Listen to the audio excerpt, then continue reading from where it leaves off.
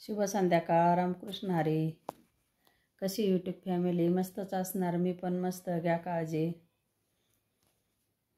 Video टाकायचं कारण असं झालं आहे का मी जे सासू सुनाचे जे व्हिडिओ टाकते ना ते एका ताईला आवडत नाही. त्या ताईने आज मला इतकी मोठी लिस्ट बनवून टाकली, तर तेवढी ती लिस्ट तुम्ही नक्कीच बघा. माझीवाली कालच्या व्हिडिओची एकदम नक्की बघा. आणि पुढं पण काय काय झालं आहे ते पण सांगते मी तुम्हाला. तर त्या ताईला आहे ना माझे व्हिडिओ आवडत नाही टाकलेले,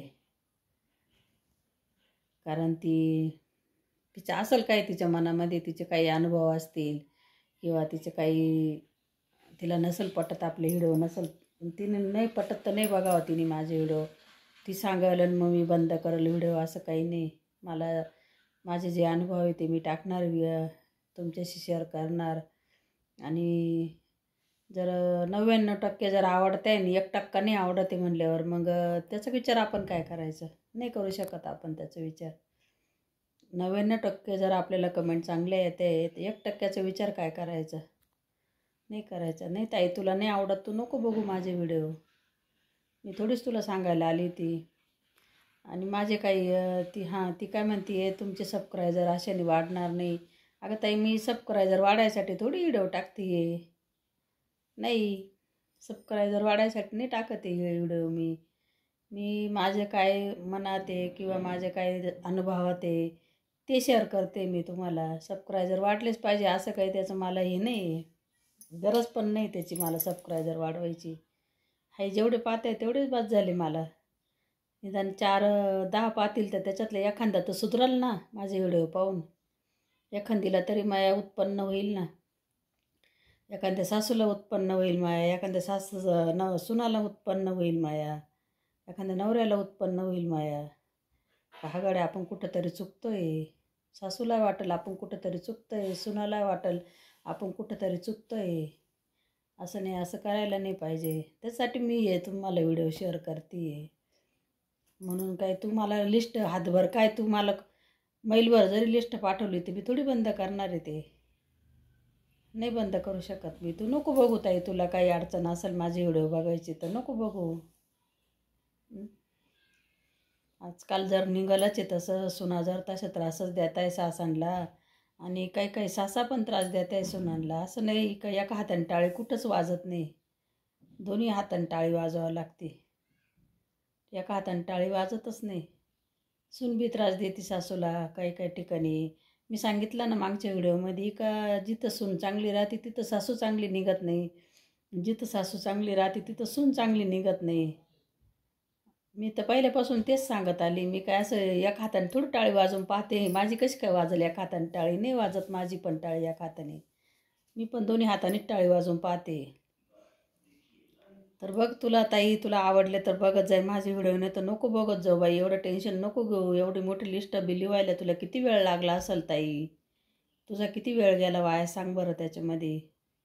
एवढी लिस्ट वाचायचं मला कंटाळा आला तर तुला लिवायला किती वेळ लागला असेल सांग बरं? तर एवढी मोठी लिस्ट लिवत बसली तू. नाही आवडले तू बाजूला सरकून द्यायचं नाही व्हिडिओ. एवढं तुझ्या जीवाला कशाला जळत बसली? कशाला एवढं तू टेन्शन घेतलं ग ताई? आणि म्हणजे समजेल आता, जे वाचतील त्यांना कळलं ते काय बोलली ते. मी नाही ते सांगत काही आता. पण मग एवढं टेन्शन नव्हतं घ्यायला पाहिजे त्या ताईने. मी जे खरं चाललं आहे तेच सांगितलं. मी काही चुकीचं सांगितलं का? काही वेगळं सांगितलं का? आजकाल जे खरं चाललं आहे तेच सांगितलं मी. चुकीचं तर मी काहीच सांगत नाही ना त्याच्यामध्ये. सासू कधी, मी सांगितलं ना, सासू पण कधी चुकती, सून बी कधी चुकती. आता एका ठिकाणी इथं तर असं आहे का 2-2, 3-3 सुना आहे घरामध्ये, आणि ती सासूला चहासुद्धा आणून देते नाही प्यायला. तिच्यासमोर घरामध्ये ज्याला वाटलं ते चहा करून पितं, ज्याला खायचं राहिलं ते खायला करून खातं, आणि सासूला चहा पण देते नाही आणि सासूला खाय पण म्हणते नाही. ती सासू स्वतः हाताने खाते, घेऊन खाते हाताने, किंवा त्यांच्याबरोबरीनं काम करते तेव्हा खाते. असं आहे. म्हणजे माणसाने काय अपेक्षा करेल राहते सुना मुलांची सांगा मग? काय अपेक्षा करेल राहते सुना मुलांकडून? एवढीच अपेक्षा राहते ना, सुना आल्यावर आपल्याला 4 वेळा आपल्याशी बोलल, 4 वेळा आपल्याला खाय म्हणल, घे म्हणल, 4 वेळेस आपली विचारपूस करल, एवढीच अपेक्षा करते ना सुनाकडून. दुसरी काय अपेक्षा राहते? सासू सासऱ्याने ते कमवून ठेवलेलंच राहतं त्यांच्यासाठी भरपूर. माझ्या मुलासाठी, माझ्या मुलासाठी, माझ्या मुलासाठी असं करून करून कबड कष्ट करून ते जमूनच ठेवेल राहतं. आणि मग त्यांच्याकडून काय अपेक्षा राहते? आणि म्हणे सासांनी म्हणे जेवढी प्रॉपर्टी कमवली ना म्हणे सासांनी तेवढी संग घेऊन जावा म्हणे मेल्यावर. का गं ताई, तुझ्या कोणी खानदानी नेलेली आहे का प्रॉपर्टी संग? अनुभवित आहे का तू काही? पाय बरं, सांग बरं मला तेवढं कमेंट करून. तू कोणी नेलेली आहे का संग? संग कोणी नेतं का प्रॉपर्टी कमवलेली? तेव्हा कोणती सासून येणार आहे सांग बरं. तुझ्या याच्यात नेलेली असेल तर पाय बाई, मग तेवढं सांग मला पण कमेंट करून. तू नेले का काय झाली? आमच्या तर काही आमच्या इकडं नाही नेती बरं का. आमच्या इकडं जाळून टाकतं आणि ती राख आहे ती बिन गंगेत फेकून देतं. आमच्याकडं नाही नेती काही. बघ बाई मग तू म्हणती ना सासांनी जेवढं कमवलं तेवढं संग घेऊन जावा. तर बघ मग तुमच्या इकडं नेत्या का काय कोणी? आमच्याकडं नाही नेती बाई. तेवढं म्हणजे असं म्हणते मी बरं का, नाही नेते आमच्याकडं. तर मला काही त्या ताईचा रागबिग नाही येते. तिने मला जरी लिस्ट पाठवली तर एखाद्याला नाही आवडत. पण मग असं नेत्या का बा कोणी? मला सांग कमेंट करून नक्कीच ताई, तू व्हिडिओ बघितलास तर. असं ते काय म्हणते ना, ज्याची जळती त्याचीच पोळती, असंही तुझ्या नातेवाईकात किंवा तुझ्या याच्यात नसेल ते घडत, पण आमच्या इकडं खूप घडतं गं ताई, म्हणून मला असे व्हिडिओ टाकावं लागतं गं. त्याच्यामुळं टाकते मी असे व्हिडिओ. खूप घडतं आमच्याकडं असं. खूप त्रास द्या त्या सुना, खूप त्रास द्या त्या. नुसतं सुनांच्या पुढं करावं लागतं, नुसतं पुढं करावं लागतं, तेव्हा त्या थांबा त्या घरात. लई अवघड आहे, खूप म्हणजे खूप अवघड आहे. त्यांचं काहीच म्हणणं नाही राहत दुसरं. त्यांचं एवढंच म्हणणं राहतं, आम्हाला काही काम नाही सांगायचं, आम्हाला फिरू द्यायचं, हिंडू द्यायचं, आम्हाला जसं पाहिजे तसं लिहून नेसून द्यायचं, आम्हाला जेव्हा मागितलं तेव्हा जेवढे मागितले तेवढे पैसे द्यायचे, आणि आम्हाला काम नाही सांगायचं घरातलं काहीच. घरातलं काम तुम्ही करून घ्यायचं. आम्ही जेव्हा 9 वाजता उठू झोपेतून, 10 वाजता उठू झोपेतून, तिथून पुढं आमचं आवरून घेऊ, तुम्ही तुमचं आवरून घ्यायचं. मग कसं टिकल घर सांग मला? कसं टिकल घर कसं टिकणार? ते काम जर तुम्ही 9ला 10ला उठून करणार आहे तर घर कसं टिकल?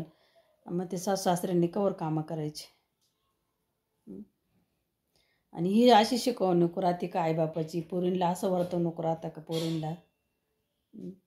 पोरींला नीट शिकवायला पाहिजे.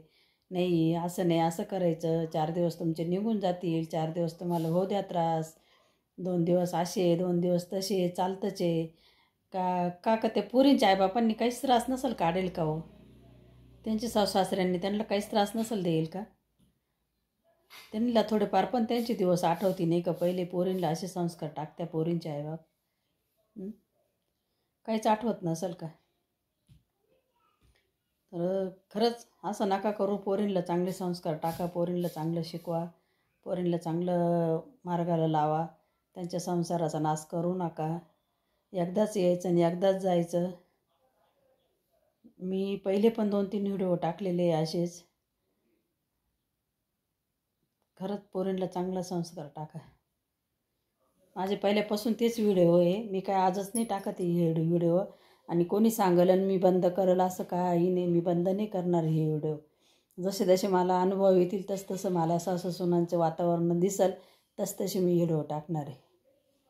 असं काही नाही का मी लोक मला कमेंट करतील आणि मग मी व्हिडिओ बंद करेल, असं काही होणार नाही माझ्याकडून. कारण मी काय कोणाचं नाव घेतलेलं राहत नाही. मी काय कोणाची बांधलेली नाही आहे.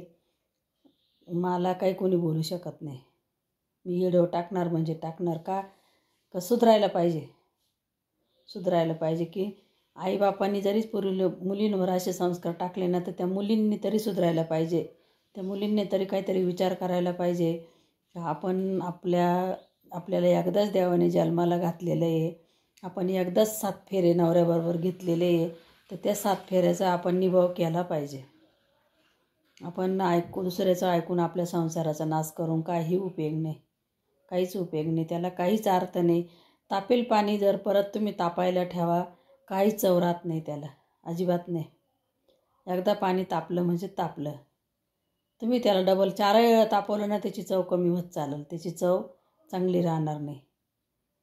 तुम्हाला वाटेल जाऊ द्या तापलं ते झालं गार, मी परत गरम करून घेईल, पण ते गरम नाही होत, त्याची चव जाती चव. तर याच्यातच समजून घ्या चव कशी जाती माणसाची. तर आहे तसंच मी म्हणते, आपल्या 4 दिवस सासूचे 4 दिवस सुनाचे समजून घ्यायचं. आपण तेवढे 4 दिवस काढून घ्यायचे. आणि दिवस बसून राहत नाही, दिवस चालत राहत्या पुढं, पण बसून नाही राहत. आपलं आयुष्य घटत चालतं, आपलं आयुष्य वाढत नाही.